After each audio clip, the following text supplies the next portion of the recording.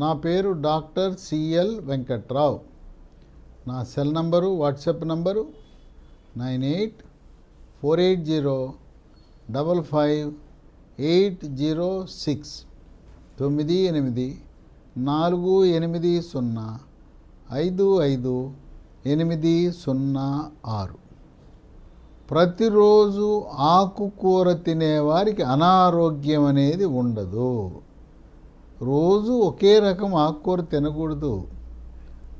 రకరకాల ఆకుకూరలు ఉన్నాయి, రోజుకో రకం తినండి. తోటకూర, బచ్చల కూర, గోంగూర, పొనగంటి కూర, ఉల్లికాడలు, ములగాకు, ఇలా రోజుకు ఒకటి తినాలి.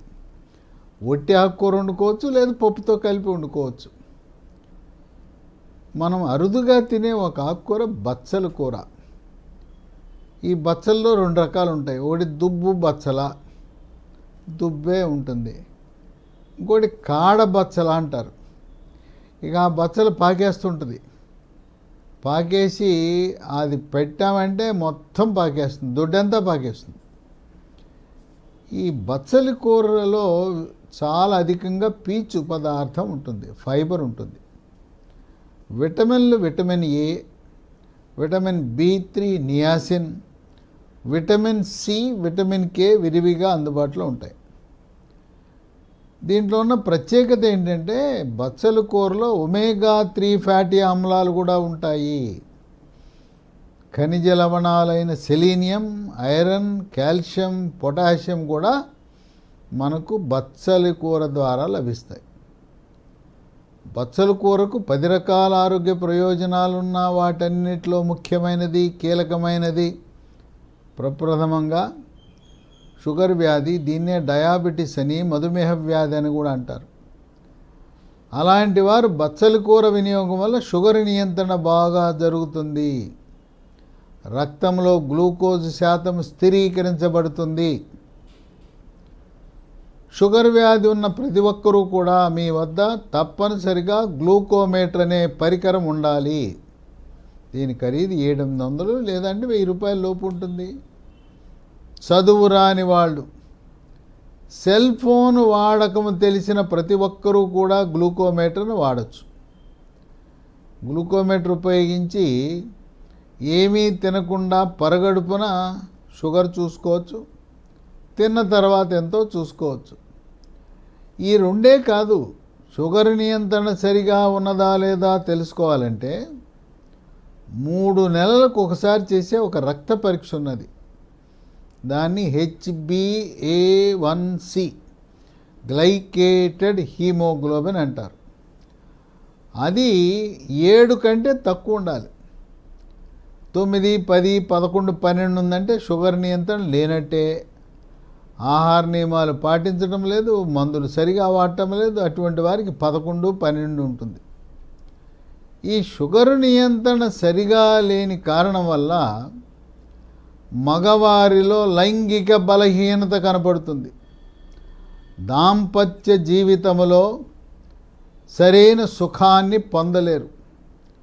అంగస్తంభన సరిగా జరగకపోవటము, శీఘ్రస్ఖలనము, ఆశించిన రీతిలో భార్యాభర్తలు స్వర్గలోక సుఖాలను పొందలేకపోతారు. అందువల్ల HbA1c 10, 11, 12 ఉన్నవాళ్ళు వ్యాపార ప్రకటనలు చూసి ఆయుర్వేద మందులు, హెర్బల్ మందులు అవన్నీ వాడటం కాదు.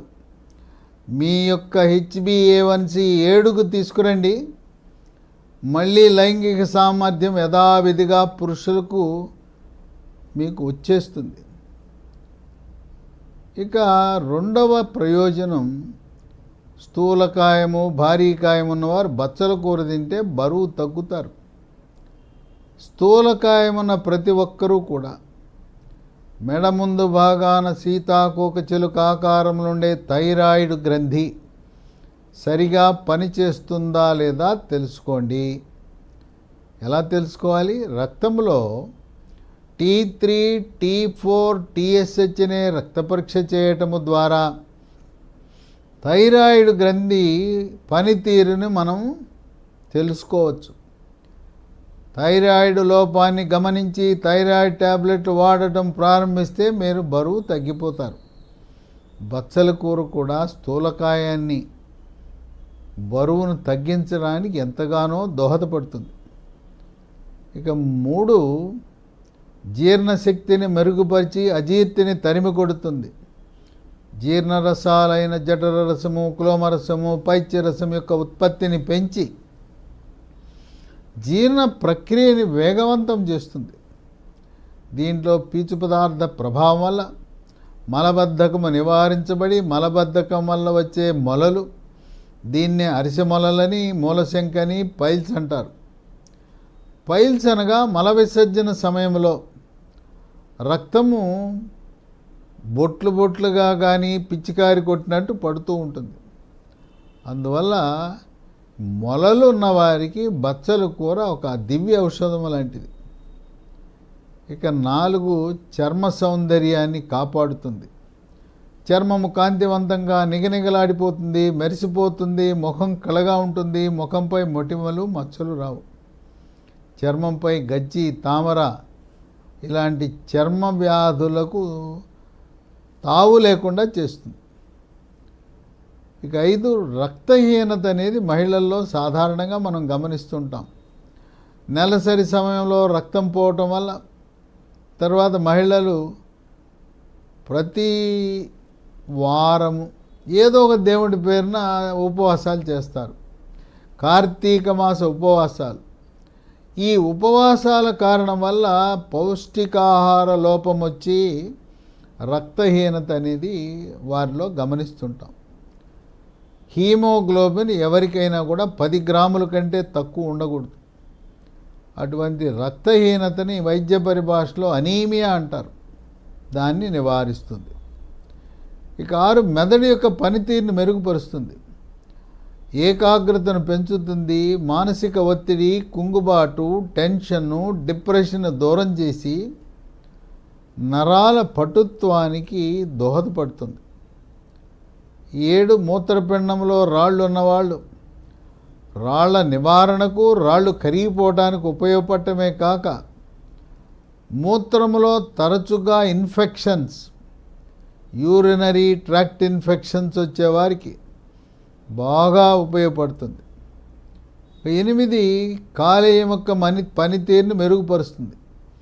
కామెర్లు వచ్చిన వారికి, కామెర్లు వచ్చి తగ్గిన వారికి బచ్చల కూర వల్ల కాలేయాన్ని చక్కగా కాపాడే గుణం ఉంటుంది. బచ్చల కూర కాలేయాన్ని రక్షణ కవచంలా కాపాడుతుంది. 9, వృద్ధాప్యంలో దెబ్బ తగలకుండానే తుంటె ఎముక ఇరిగిపోయి, తుంటె ఎముక ఇరిగితే పెద్ద ఆపరేషన్ చేయవలసిన అవసరం ఉంటుంది. ఈ ఇరిగిపోవడానికి గల కారణం ఎముక పెళుసుదనం, calcium, phosphorus, vitamin D, magnesium లోపం వల్ల జరుగుతుంది. ఈ బచ్చల కూర వల్ల ఎముక దృఢత్వం వస్తుంది. మోకాళ్ళ నొప్పులు, నడుము నొప్పి, మెడ నొప్పిని నివారించడమే కాక కండరాల నొప్పులు కూడా తగ్గుతాయి.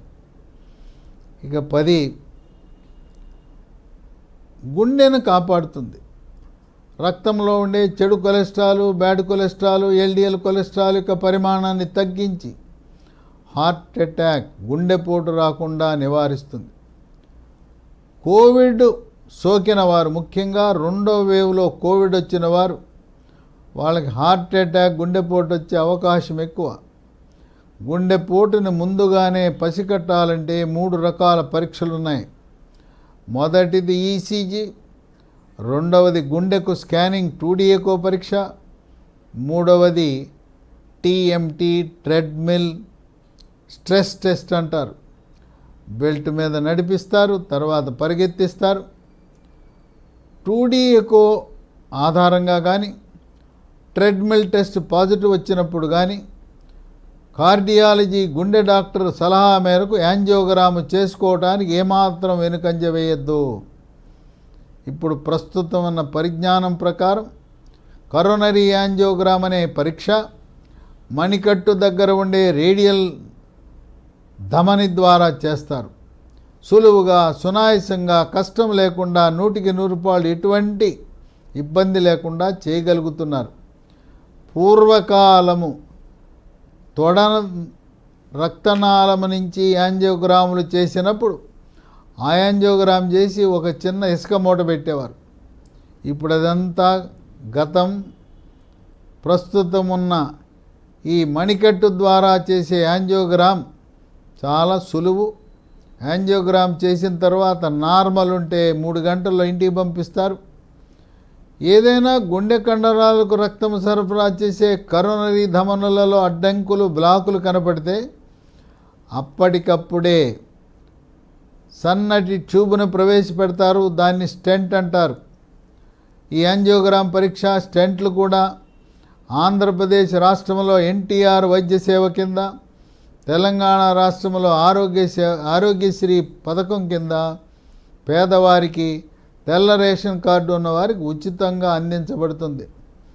కనుక వారానికి ఒక్కసారి బచ్చలు కూర పనిగట్టుకుని తినటము శ్రేష్టము, శ్రేయస్కరము, ఆరోగ్యకరము, ఆనందదాయకం.